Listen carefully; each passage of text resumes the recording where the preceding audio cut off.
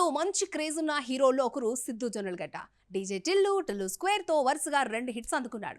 Tillu character తో భారీ పాపులారిటీని తెచ్చుకున్నాడు. కానీ అదే టిల్లు ఇమేజ్ ఇప్పుడు సిద్ధుకి మైనస్ అవుతోంది. ఈ ఇమేజ్ దాటి చేసిన సినిమాలు బాక్స్ ఆఫీస్ వద్ద బోల్తా పడుతున్నాయి. ఇకనైనా తన ఇమేజ్ మార్చుకుని కొత్త సినిమాలు చేస్తాడా లేదా?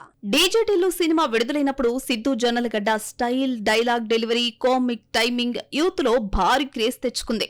ఆ తర్వాత వచ్చిన టిల్లు స్క్వేర్ కూడా భారీ హిట్ కావడంతో టిల్లు క్యారెక్టర్ ఒక బ్రాండ్ లా మారిపోయింది. కానీ అదే సమయంలో మరో సమస్య కూడా మొదలైంది. ఆడియన్స్ సిద్ధుని ఎక్కువగా టిల్లు ఇమేజ్ తోనే చూడడం మొదలుపెట్టారు. టాలీవుడ్ లో ప్రతి ఏడాది కొత్త హీరోయిన్లు ఎంట్రీ ఇస్తూ ఉంటారు. కానీ కొందరు మాత్రం షార్ట్ టైంలోనే ఇండస్ట్రీ దృష్టిని ఆకర్షిస్తారు. అలాంటి కొత్త పేర్లలో ఒకటి నయన్ సారిక. వరుసగా సినిమాలు చేస్తూ బిజీగా మారుతున్న ఈ హీరోయిన్ ఇప్పుడు బ్యాక్ టు బ్యాక్ సినిమాలతో తన ప్లేస్ ని సెట్ చేసుకునే ప్రయత్నంలో బిజీగా ఉంది. ఇక మరోవైపు విష్ణు విన్యాసం సినిమాలో కూడా నయన్ సారిక కీలక పాత్రలో కనిపించింది. ఈ సినిమాలో ఆమె శ్రీ విష్ణుకు జోడిగా నటించింది. ఫ్యామిలీ ఎంటర్టైన్మెంట్ అంశాలతో తెరకెక్కిన ఈ సినిమా ఫిబ్రవరి 28న ప్రేక్షకుల ముందుకు వచ్చింది. ఈ చిత్రంలో కూడా నయన్ సారిక తన పాత్రతో ప్రేక్షకుల దృష్టిని ఆకర్షించే ప్రయత్నం చేసింది. నయన్ సారిక సినీ ప్రయాణం మాత్రం గమ్ గమ్ గణేష సినిమాతో స్టార్ట్ అయింది. ఆనంద్ దేవరకొండ హీరోగా నటించిన ఈ సినిమాలో నయన్ సారిక కూడా ముఖ్య పాత్రలో కనిపించింది.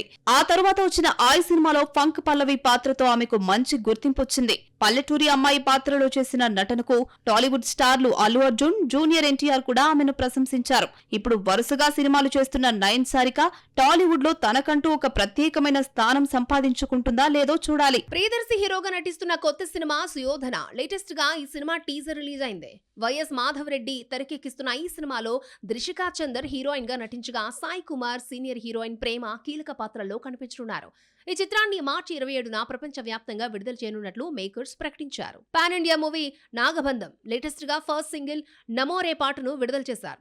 అభిషేక్ నామా డైరెక్షన్ లో రూపొందుతున్న ఈ భారీ ప్రాజెక్ట్ లో విరాట్ ఖన్నా హీరోగా నటిస్తున్నాడు. భక్తి, ఆధ్యాత్మికత నేపథ్యంతో రూపొందిన ఈ పాటను శ్రీమన్నారాయణుడికి నివాళిగా రూపొందించారు. ఈ పాట కోసం ఏకంగా 1000 మంది డాన్సర్లతో గ్రాండ్ గా చిత్రీకరించారు. ప్రియాంక మోహన్ ప్రధాన పాత్రలో తెరకెక్కిన మేడ్ ఇన్ కొరియా సినిమా తాజాగా ఓటీటీలో రిలీజ్ అయింది.